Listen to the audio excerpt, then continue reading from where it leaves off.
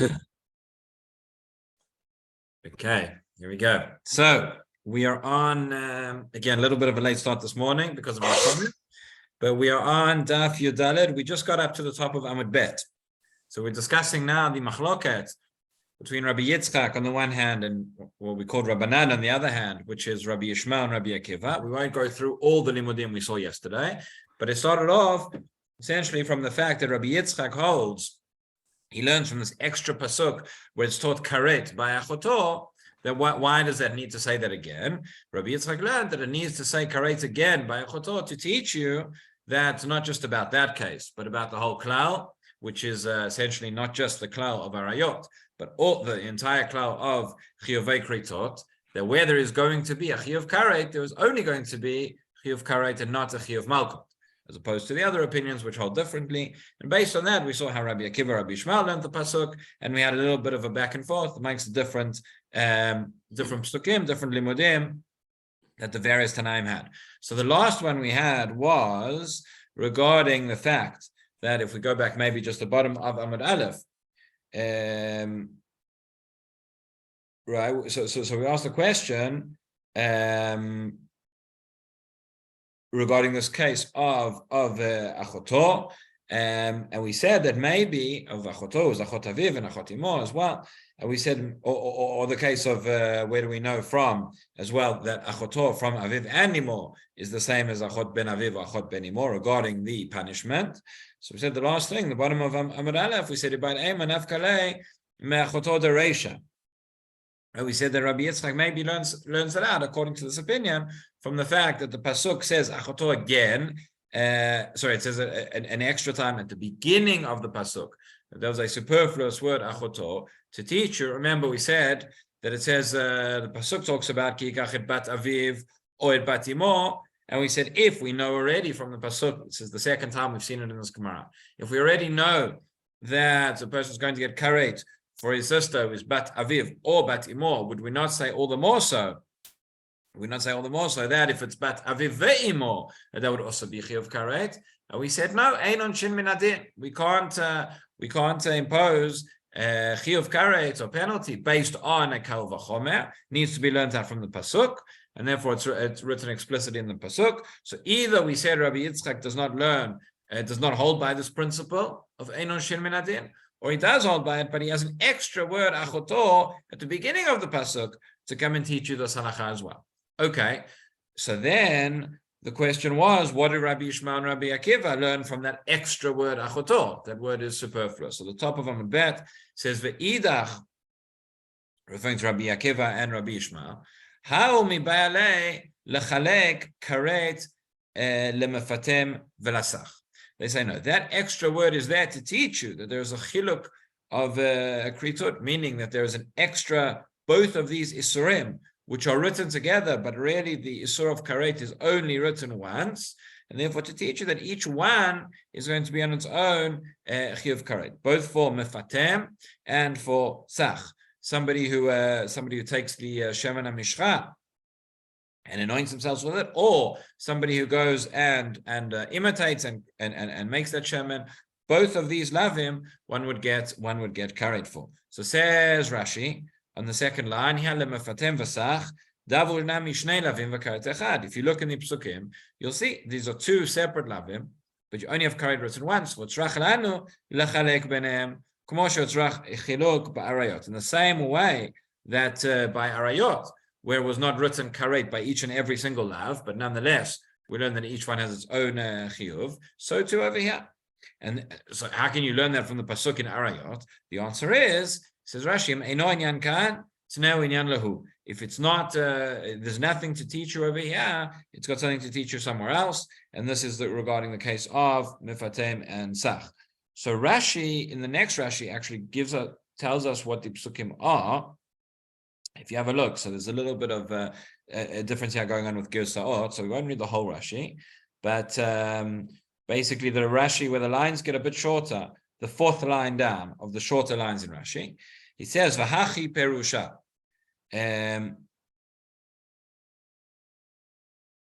Sorry, actually, we'll read that afterwards because we need to read it on a little bit further in the Gemara to understand. Okay, so that is Rabbi Yishmael and Rabbi Akiva in terms of what we learned from Makkot to tell us that there are two different Isurei Karet for Mefatem and for Sach. So now the question is going to be, of course, continuing the ping pong, where does Rabbi Yitzchak learn that from? Where does he learn from those two Isurim that they are separate Chiyuvei Karet? So says the Gemara, Ve'idach, Sava Karabia, we're going to give two answers. Answer number one, Sava Karabi Elazar, Amar Rabbi Yoshaya. The Amar Rabbi Elazar, Amar Rabbi Yoshaya, Kol Makom, Shata Motzei Shnei Lavim, V'karet Echad, Chalukin En LeKorban. Okay, so he says, maybe, again, when we say Lechalek, the fact that both of them are karet, what's the point? The point is that if one was to do both of them, one would have to bring separate korbanot, if it was in Shogeg. Says, so answer number one is Rabbi Yitzchak does not need this limud because he holds like the opinion of Rabbi Elazar, says Rabbi Yoshaya, who says that you don't need it. He says, if you have a case whereby you have two Isurim, two Lavim, which are, and it's only written karet once. In other words, that Azhara, so to speak, is only written once for the for karet. But nonetheless, when it comes to a korban, they are separate. Since they are separate Lavim, that is enough. And we know that each one would have a separate korban. You don't need a limit. That is what Rabbi Elazar holds. So we could say that Rabbi Yitzchak holds like that. Therefore, he doesn't need the limit for us. Or it's option number one. Option number two, if you prefer, say like this. Lo savar like Rabbi Elazar. He does not hold like this principle. But where does he learn it from? V'nafkalei mi va'ish asher yishkav et isha dava. Okay, so this is a pasuk relating to nida. Again, as we saw previously, from the fact that there is a superfluous word, the superfluous word in that pasuk comes to teach you there's something extra, just like here, it has the extra word achoto, just over there there's the extra word isha, again relating to a different isur, which is for karet, to teach you that this one is, that this is separate, that there's a separate individual chiyuv for karet. Ve'idach, once we've said that, if we say that there is indeed a drasha from that pasuk, which Rabbi Yitzchak learns, well, again, we know Rabbi Yishmael and Rabbi Akiva won't learn it. So what do they learn from there? Rabbi Yochanan.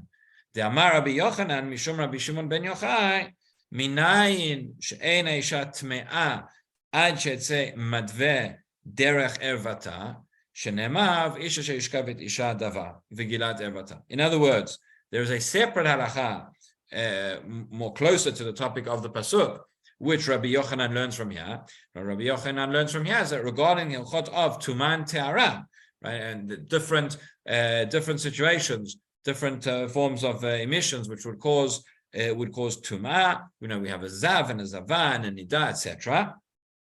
So he says that the pasuk, what is the extra drasha from the pasuk to teach you? Isha sheishkavet isha dava teaches you the following. I'll read it again. Rabbi Yochanan mishum bishum ben Yochai minayin she'ein isha tme'ah. Where do we know that it's only tumat nida would only begin when when it's blood which comes out from the derech ervata, which comes out from the womb and does not come out from somewhere else. For example, if they cut open a stomach and was caused bleeding in that way, shenemar isha sheishkavet isha dava, the gilat ervata. That's the drasha from that pasuk.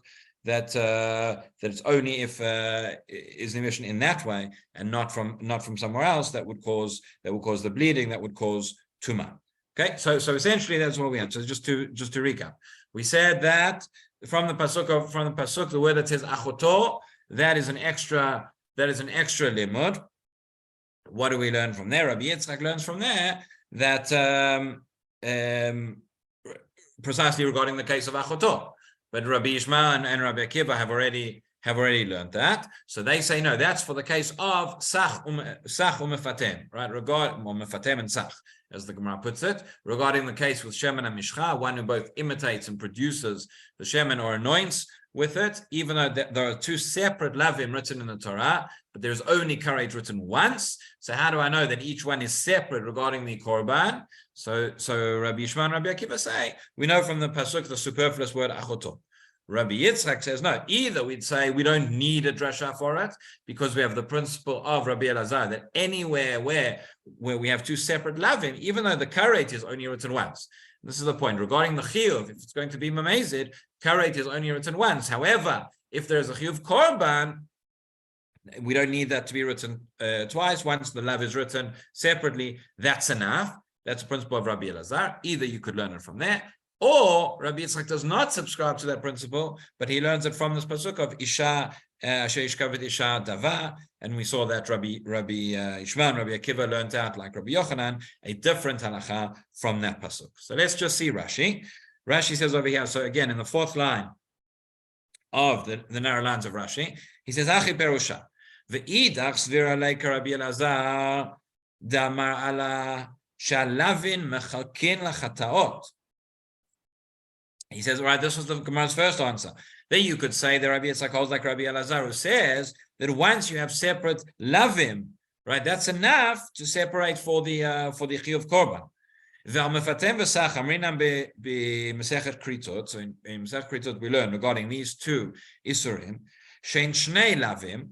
Right, what are the two lavim? What are the two prohibitions written in the Torah? Al b'sar adam lo yisach. Uvematkunto lo tasu kamo. That is regarding the Shemen HaMishcha, which Moshe Rabbeinu made. One isur is not to use or not to sach, not to anoint. B'sar adam lo yisach. And then a separate isur is b'matkunto lo tasu kamo. Don't replicate it. That is mefatem. V'karet echat. But you continue reading the psukim, and it only says karet once. It says ish asher yikach kamo va'asher yiten mimenu. Right, and the pasuk continues. It says there will be karet. So in one pasuk it mentions both of these, and only says karet once. So he says chiluk chataot benehem shalavim mechalkin lechataot. That already that's enough according to this opinion. That separate lavim that separates them for chataot, for korbanot. V'kevan da'atu lachi barayot. Nami lo bai chiluk v'lo mitzrich lei lemidrash Elisha del. Okay, so now based on that, okay, we'll leave that for now, but he essentially says that once we say that, we wouldn't need to separate the psukim. We wouldn't need to separate have the extra drashot regarding arayot either. But that is why afterwards the Gemara gives a different option for how Rabbi Yitzchak can learn it. Okay, but essentially that is the question: whether when the two lavim are written separately, even though karet is only written once, is that enough to say separate korbanot? Rabbi Elazar says yes. Others say no.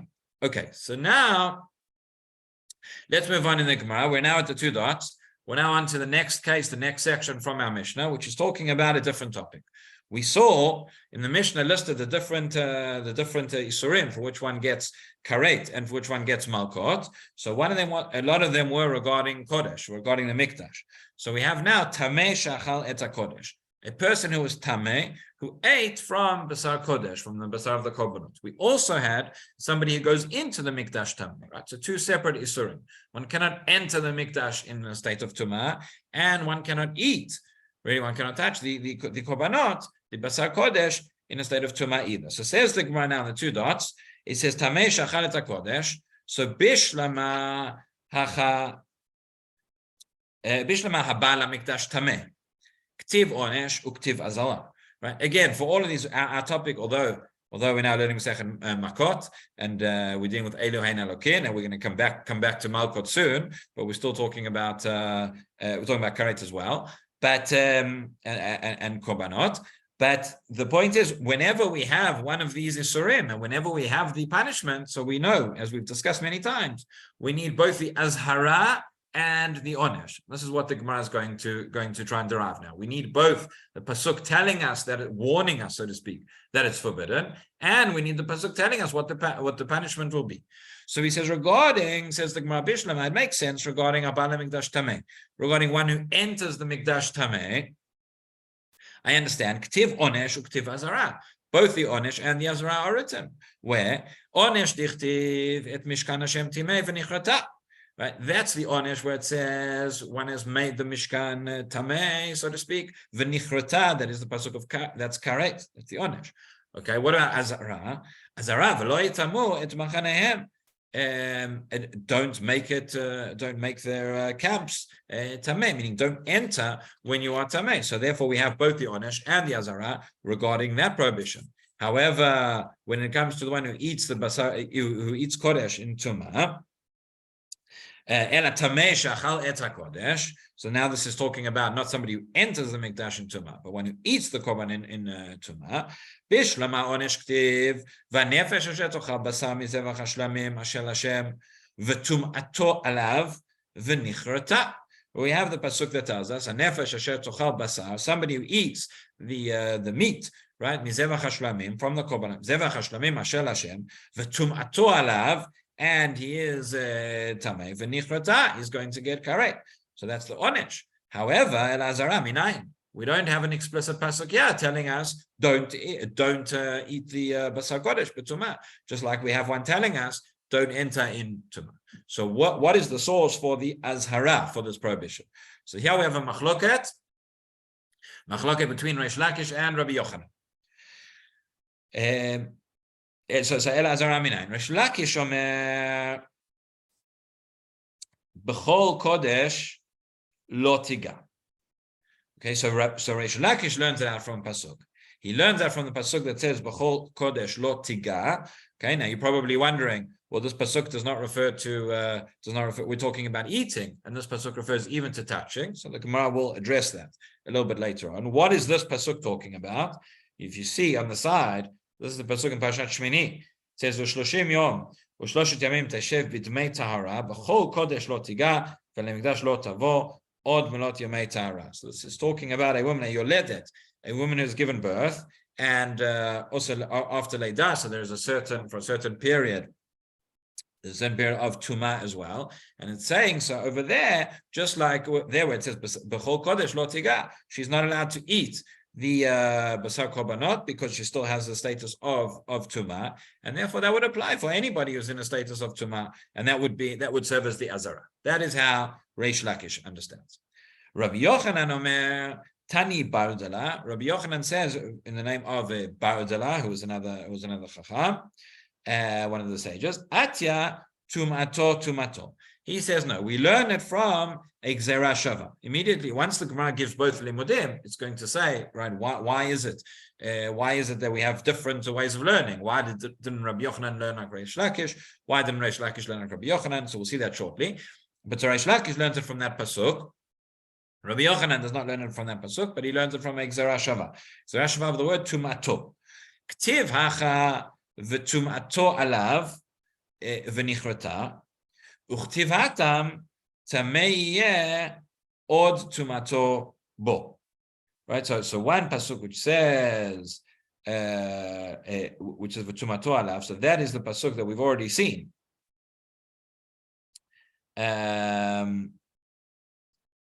Right, and then so ktivacha v'tumato alav. That is in the pasuk which has got the onesh, right? Where we just saw 2 lines above in the Gemara. It says bishlama onesh ktiv hanefesh asher tochal basar mizevach hashlamim asher Hashem v'tumato alav v'nichrata. Right, so that is in the pasuk talking about where we get the onesh for eating kodesh in tumah. It says v'tumato alav, so that's why it says ktiv hacha. And it says it over here in Ktiv Hatam. It says over there in another pasuk. It says Tamei Yeh Od Tumato Bo. Right, that's the pasuk which says Kol HaNogea B'Met B'Nefesh Adam. This is Bamidbar Yutet Yud Gimel. Kol HaNogea B'Met B'Nefesh Adam Asher Yamut V'Lo Yitchata Et Mishkan Hashem Timei V'Nichrata Nefesh Hahi MiYisrael Ki Mei Nida Lo Zorak Alav Tamei Yeh Od Tumato Bo. So that is the pasuk which includes the that's pasuk which we included earlier as well as the onesh for going into the mikdash. So just as we say, mala halan onesh v'azhala afkan onesh v'azhala. In other words, this is why the Gemara ties together these 2 separate isurim. We have a Gzera Shava of Tumato relating to 2 psukim. One pasuk relates to the onesh of somebody who eats kodesh while they are tameh, and one pasuk relates to the onesh of somebody who goes into the mikdash while they are tameh. And we say just like so. Therefore, we from the Gzera Shavah, we learn the two together. Just like one who enters the Mikdash when they are Tameh, we have both an Onesh in this pasuk and an Azhara from somewhere else. So too, somebody is going to eat Kodesh when they are Tameh. We would say that we have an Onesh and an Azhara. That is the Gzera Shavah, which Rabbi Yochanan learns. It's interesting again that Rabbi Yochanan does not just say there's the Gzera Shavah. He says Tani Bardala. He says it in the name of somebody else.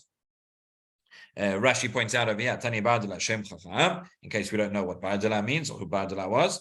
That and as we've said before, when it comes to Gzera Shavah, right, where you have two words that are the same, well, there are many places, there are hundreds and thousands of places where you could look in the Torah and you could say there's this word and there's that word. Let's say that it's the same thing. No, the Gzera Shavah only works when you have a Masoret about it. It only works when you have a tradition that was given over by one's rabbis of the particular Gzera Shavah, and that is why Rabbi Yochanan had this tradition from Ba'adullah that this was the Gzera Shavah.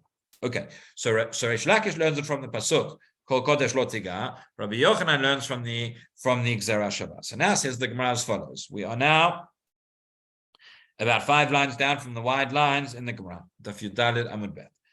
So Bishlama Reish Lakish Lama Rabbi Yochanan Gzera Shavah Lo Gamir. Right. So we can understand why Reish Lakish doesn't say the same as Rabbi Yochanan. Why? Because Gzera Shavah Lo Gamir. He did not learn this. He did not have this tradition for this Gzera Shavah. Rashi says Gzera Shavah Lo Gamir V'Lo Lemda Mirabo. He did not learn it from his teachers. This is not a tradition that he had. And therefore, he had to learn from somewhere else. Ela Rabbi Yochanan, Ma'ita Malama Kareish Lakish. However, Rabbi Yochanan, why does he not learn from Reish Lakish, like Reish Lakish? Why does he not say that the pasuk that says B'chol Kodesh Lo Tiga teaches us the Azara for this prohibition? So Amar Lecha. So Rabbi Yochanan would answer you the following. He would say, "How Azara litruma." He'd say, no, you do have to learn this pasuk. You do learn as in Azhara for a prohibition for eating in when one is tamei. However, what is it talking about? Not in terms of hekdesh, but it's talking about truma. Truma is called by different names in the Torah. Sometimes truma kodesh refers to truma as well, and we know that truma also has similar rules, similar restrictions. Truma has to be kept in tahara. The kohen who eats it can only eat it in tahara, and I think we've mentioned before. This is the reason why we don't eat truma today, because everybody's considered tamei mate, and it's impossible for kohen to be in tahara and to eat the truma in tahara. That's why we have to dispose of it respectfully. So he learns from that pasuk that is the azhara for truma, for one who would eat truma while they are tamei, would also have this punishment. Okay, so then says the Gemara, if that's the case, Reish Lakish azhara le truma manale. So then where does Reish Lakish learn the azhara for truma from? Because he also has to learn it. So nafkale mi ish mizel Aaron v'hu tzalua ozav. Okay, so he learns it from a different pasuk.